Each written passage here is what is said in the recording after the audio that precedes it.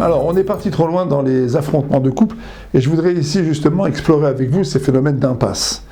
Ces impasses dans lesquelles les couples rentrent après s'être copieusement disputés, parfois même insultés, et puis finalement, à la suite de ces disputes, on tombe soit sur des phénomènes de, on dit, passif-agressif, c'est-à-dire qu'on ne se parle plus pendant une semaine, pendant 2 semaines, et encore moins si affinité, si pas affinité justement.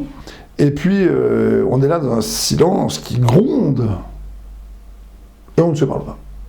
Et donc, on est parti trop loin. Alors, je voudrais explorer avec vous un petit peu cette mécanique. Je l'ai fait déjà dans d'autres cours, mais je voudrais aujourd'hui intervenir sur un certain nombre de points qui sont des points fondamentaux pour essayer de sortir des conflits. Parce que finalement, on a toujours cette difficulté à envisager la possibilité de sortir d'un conflit lorsqu'on y est complètement enfoncé. Hein, d'accord ? Très souvent, les couples disent « de toute façon, c'est fini, il n'y a rien à faire ». Là où on est là aujourd'hui, on n'a aucune chance de se comprendre, on n'a aucune chance finalement de pouvoir renouer. Alors comment on va faire ? Alors je voudrais vous donner 3 clés, qui sont des clés fondamentales et qui permettent d'abord de renouer le dialogue. Je crois que la première chose d'abord qu'il faut faire dans ce genre de dialogue, ce genre de non-dialogue, pardon, c'est d'abord dans un premier temps de reprendre contact. Il y a un moment, il faut dire, écoute, voilà, regarde, on a un problème, on a un vrai problème tous les deux. Ce problème, il connaît des épisodes, d'accord ? Il y a des épisodes conflictuels. On ne peut pas le résoudre en un jour. Peut-être même que c'est quelque chose qu'on va traîner toute notre vie. On n'a peut-être pas le même langage sur cette difficulté, sur ce problème. Mais il faut au moins qu'on se parle. Ah bon, en quoi ça sert ? Justement, on a déjà fait ça 10 fois. Je vois déjà certains d'entre vous qui vont me dire « oui, mais ». Bon, oui, mais vous savez que c'est un jour férié en France, hein, c'est pas un système d'argumentation. Les gens vont dire, oui, mais on a déjà fait ça, on connaît. Non, 2 minutes. Ce qui est fondamental lorsque vous entreprenez une démarche de dialogue, c'est d'essayer de voir de quel point de vue vous le faites, à partir de quel point de vue vous descendez dans la vallée du dialogue. D'accord ? Le point de vue à partir duquel on descend dans la vallée du dialogue ici, c'est pas on va résoudre le problème, on va mettre les choses on va mettre tout à plat et on va tout résoudre. C'est pas du tout ça. C'est un mécanisme que Kissinger, en son temps, qui était un grand diplomate, appelait le mécanisme des petits pas. D'abord, vous faites un pas, qui est un pas qui met fin au silence agressif, qui met fin à l'impossibilité de se parler, qui met fin en fait à une croyance. C'est tellement grave qu'on ne peut pas se parler. Non, pas du tout. Tous les problèmes de couple sont des problèmes dont on peut parler. Donc d'abord, vous mettez fin à une croyance. C'est ça le paradigme qu'il faut renverser ici. Alors fort de cette inversion de paradigme, en fait, vous ne dites plus « on ne peut pas en parler, c'est impossible de parler », vous dites « non, il faut en parler et on peut en parler ». Ça, c'est le premier pas. Voilà. Ça, c'est la première chose. Vous rentrez, vous dites, on est obligé de parler, on est obligé de discuter. Alors il est possible que vous ayez pour la énième fois une discussion que vous ayez déjà eu, effectivement, plusieurs fois. Mais, il y a un mais, et ça c'est le deuxième pas. C'est quoi le point de vue de cette discussion ? Encore une fois, ce qui est important, c'est de quelle colline on descend pour aller dans la vallée du dialogue. Là, ici, vous allez également vous accompagner d'une deuxième force, qui est une force fondamentale, car c'est une force. Cette force, nos sages, ils l'appellent Melamed Zchut. Vous savez qu'on a une obligation, Betzedek Tishpot Abitera, c'est marqué dans la section hebdomadaire de Kedoshim, il faut juger tout le monde favorablement. Il faut apprendre à juger favorablement. Betzedek Tishpot Abitera, tu devras juger ton peuple avec justice, sinon justesse. D'accord ? De là, on apprend qu'il faut être Melamed Zchut. Melamed Zchut, ça veut dire juger favorablement. Qu'est-ce que ça veut dire être Melamed Zchut ? La personne que j'ai en face de moi, elle a une histoire. Qu'est-ce qui se passe quand on se dispute ? Il y a un moment où j'ai plus envie de tenir compte de son histoire. Je n'ai plus envie de lui trouver de circonstances ni atténuantes ni exténuantes. La seule chose que j'ai envie de lui trouver, c'est des bonnes raisons de me séparer de cette personne. Des bonnes raisons de me disputer avec cette personne, de me justifier dans mon choix de la dispute. Et en fait, ce que je vais faire là, c'est que dans le dialogue, je vais à nouveau accepter cette idée que mon mari, ma femme, il a une histoire.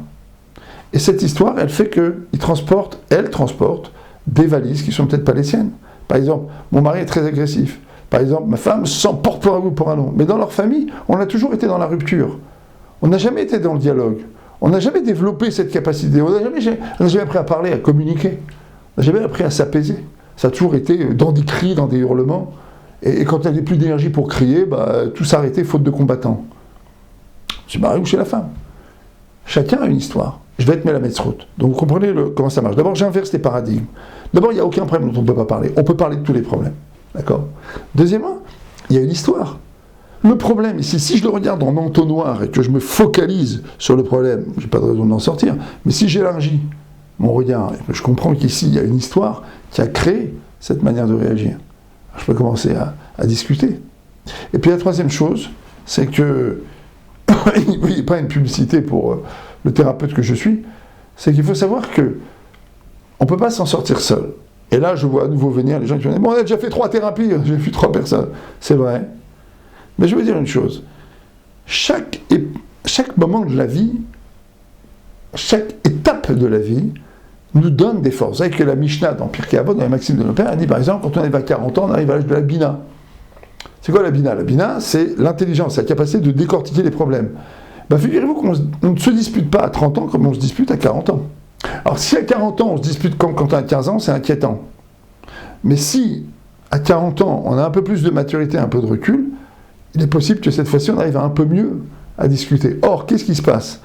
Si on est toujours marié, et qu'en fait on affronte ce problème, peut-être qu'entre-temps on a un peu mûri, peut-être qu'en fait on a plus de capacité d'absorption des défauts de l'autre, peut-être qu'on a une meilleure capacité de remise en cause. Donc vous voyez, on s'est enfoncé, mais on peut en sortir. D'abord, on peut parler des problèmes. Il n'y a pas de problème dont on ne peut pas parler, ça ne veut rien dire. On va élargir la vision, mais la mettre route, juger favorablement. D'accord? Et on va tenir compte du fait qu'en fait, on est maintenant des gens nouveaux. Moi, je peux peut-être me remettre en cause. L'autre, il a peut-être une meilleure capacité de remise en cause. Peut-être, en fait, on peut complètement changer nos points de vue, c'est-à-dire les points à partir duquel on regarde l'autre et on regarde le problème ici qui nous oppose. Voilà, donc je vous ai détaillé, d'accord, de manière, on va dire, exhaustive, les bonnes raisons que vous avez, si vous êtes bloqué, de renouer le dialogue. Alors vous allez me dire, bon, d'accord, on va renouer le dialogue, gentil, merci monsieur le thérapeute, d'accord, bon, et ensuite ensuite, faites-vous aider. Hein. Si vous êtes à nouveau bloqué, même si vous avez déjà vu plusieurs thérapeutes, faites-vous aider. N'essayez pas toujours d'arbitrer ces difficultés seul. Vous avez aussi une autre solution, d'accord? C'est de considérer qu'il y a dans tous les couples ce que j'appelle des forêts noires. C'est qu'il y a des choses qui sont évidemment qui nous accompagnent toute la vie. Mais je voudrais vous annoncer une bonne nouvelle. Un jour ou l'autre, ces choses peuvent s'arranger. Quand on a beaucoup de bonne volonté, quand on sait faire preuve d'ouverture d'esprit, d'ouverture de cœur, et qu'on sait comprendre l'histoire de l'autre, un jour ou l'autre, figurez-vous que les choses se débloquent. Et une personne qui était complètement bloquée, par exemple, qui avait un rapport à l'argent complètement névrotique et maladif, se met à voir à l'argent un rapport rationnel. Alors vous allez me dire, Dieu, vous avez de l'espoir, parce que moi, ça fait plusieurs années que j'essaie avec mon mari ou ma femme, ça ne marche pas. Ne perdez pas espoir. Ne perdez pas espoir. D'accord? Si vous pensez que Chochma en Kan, il n'y a pas de sagesse, Zikna Yesh Kan, d'accord, il y a de l'expérience, la barbe est blanche ici. Rao Rainu, Nar Haiti Vegam Zakanti, j'ai vu beaucoup de gens finir par comprendre que le rapport qu'ils avaient avec l'argent, avec le plaisir, avec l'autorité, avec le partage, était un rapport truffé d'erreurs et qu'il fallait changer. Ça existe, oui, figurez-vous que ça existe, le changement et la remise en cause existe. Voilà mes amis, à réfléchir, on se retrouve bientôt. Si vous avez des questions, n'hésitez pas, vous pouvez poser des questions, hein, vous savez comment ça marche, vous avez le mail sur lequel vous pouvez me questionner, shalom 613 @gmail.com. Donc n'hésitez pas à poser vos questions, on est là pour y répondre. À bientôt.